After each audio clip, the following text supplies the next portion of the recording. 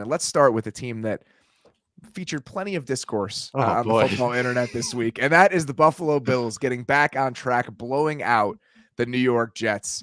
And I know that this is going to be all about the offensive coordinator shift and Joe Brady taking over, but all I could think of when I watched a good chunk of this game was just the always has been meme with the two astronauts, That's it. where like the Bills offense is just good. It's always Yeah. has been. Like it just This nothing's is really it. changed. And we can get into some of the nuances and Mhm. some of the things that are different and why this game felt different. But this was a huge response from a Bills team that felt like they were kind of fluttering here over the last week or so. They opened up with a statement. The Bills kickoff team was great. Speaking of special teams, Jets special teams, who also ran a fake punt, doing really good stuff this year. So sorry, before we get to I want to get Brant Boyer. Want to give a shout out to Brant Boyer, Oh Jets my special God. teams coach. We're He's going got to some great Jet fakes. special teams coach consolation prize territory Okay. 8 minutes into the show. But having said that, what was nice to see, I think, from the Bills defense, Rasul Douglas was a very nice addition and gave a little life, obviously with the turnovers. But they made Zach Wilson feel like Zach Wilson. They didn't let it hang. They didn't let the Jets hang around, and they actually just dominated. So, and that offense was the exact same. It was actually like all the underlying stats we look at, like it was, like one of the worst games actually that they've had this year as far as like success rate and all that. But there's some huge plays that happened, but it was all the same stuff. Nice designs on 4th and 1 and also in the red zone. But this is this team when they just don't turn the ball over and they play smart. And I think it's nice to see some Khalil Shakir in our lives. I think that's a kind of nice little like symbolism for what this offense has gone through is Khalil Shakir actually. Yeah, the run the play more where they fumbled the opening kickoff and you score 85-yard touchdowns, I don't think is about a coaching change. But No. I do think, and this goes back to a conversation we had in the middle of the week, are there some intangible aspects of the change that maybe would be important for this team? Right. Josh Allen in his press conference after the firing happened came out and said, I can't get bored with the underneath stuff. I can't get bored with the easy stuff. And it seems like that was potentially a talking point. And I don't think that was necessarily the biggest problem with the offense, but the fact that he said that immediately, and then in the locker room after the game today, I guess multiple guys were talking about that. Yeah. It feels like that sort of mindset shift, even if it's subtle, does benefit this offense. And I think some of the stuff that they did leans into that a little bit. They ran the ball a little bit more in the first half than they have in other games this year. They threw the ball to the running backs a little bit more than they have in other games this year. So even if it's just a small push towards stuff like we were talking about in the preseason that slows that heartbeat down, that keeps the offense a little bit steadier, I do think that stuff is positive. I think you probably could have gotten to that no matter who was calling the plays. Yeah. But the fact that even a small reset seems to have lent well to this team kind of being the version of them we want to see, I think is a positive sign.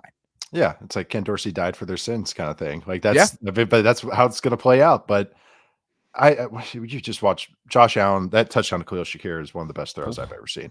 Really? Yeah. I mean, it was a missile. That's high praise, though. Flat-footed with Sauce Gardner bearing down because it was cover 3. It's 4 verts cover 3. He looks off the over and then flat-footed throws that. That's what's most impressive. Yeah. It's not usually when someone throws that seam, it's the Brett Favre crow hop, like the over and then they rip right into it. His is flat-footed and throws a sidearm and it just and it beats because they're in cover 3. Sauce Gardner overlaps, so it's like on a all-pro corner overlapping. Yeah, just phenomenal throw. That's why Romo was just gushing because it was just but also it was drop 8 too. So I thought that was interesting. Josh Allen played great today. I mean, but when they don't turn the ball over, this is what it looks like. They can pivot. They pivoted today. They had understood a run game. They had the play action stuff. They did all the same stuff. It just happened that they had their best game in terms of field position this entire season. They started at their own 38-yard line, which is like one of the highest of anyone that had this whole season. So I do think Ed Oliver is playing fantastic football, and he's really, really helping this defense kind of punch back and not just kind of playing the bend but don't break, but actually create explosive plays for the defense. So I want to give him a shout out as well. And the hope is if Rasul Douglas can come in and kind of stabilize one of those cornerback spots, if the front can play a little bit better. Rousseau's been banged up this year, right? Like Von Miller's still ramping up. Can the defense be better than it's been over the last month? And can you get this sort of play from the offense? If the defense rises to, let's say, an average unit down the back half of the season and the offense plays like this team is a real contender.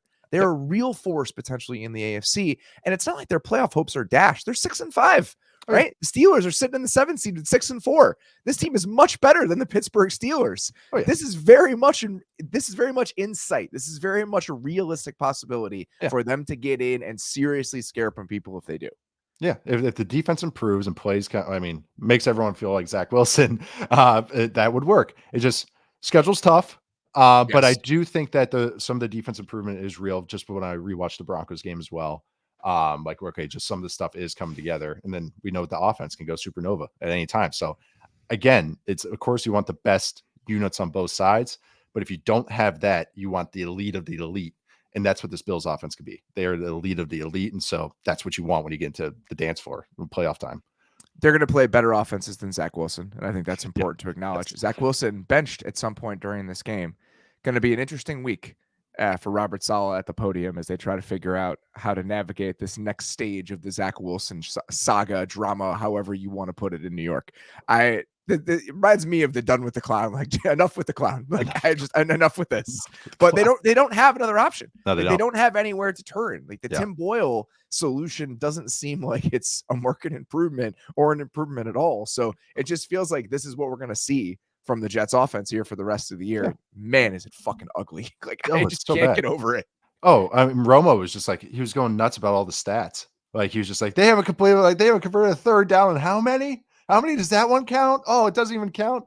Like it's just every stat I haven't scored a touchdown in X amount of minutes, like 100 and something minutes. It was just, yeah, all the stats they listed off. It was just rough. But also want to give a shout out to Quentin Morris back from injury. Can't only played a couple snaps last week. Block this, but this is, I really like, I think they played how many snaps? 14 snaps today. Him being in line, this might be the cough medicine in me right now, but him being in line, like that helps so much with the looks. That's the twist. I think he's a better fit for Dalton Kincaid than Dawson Knox. So that was my question. That's what I wanted to end this with. When Knox gets back, what do we think happens? Because right now it feels like Khalil Shakir is their second best receiver outside of Stephon Diggs. So if they're going to go back to that 12 personnel world with Dawson Knox, does Shakir get pushed off the field? Yeah. Is it Knox and Kincaid? What does that do to some of the run game stuff that they can lean into? So I think there are still some looming questions about what their offensive personnel can and should be here over the back half of the season as they continue to figure this stuff out. Yeah, it's going to be real interesting. This is one of, I feel like for the last year, this has kind of been one of the things we focus on the Bills is how they configure these guys. So I think it's going to be really interesting how they get Knox back, but it's nice to see Morris and Kincaid, like how they're using Kincaid too is like perfect, like exactly what we pictured, all the stuff over the middle. And so that's kind of become a safety blanket in this offense.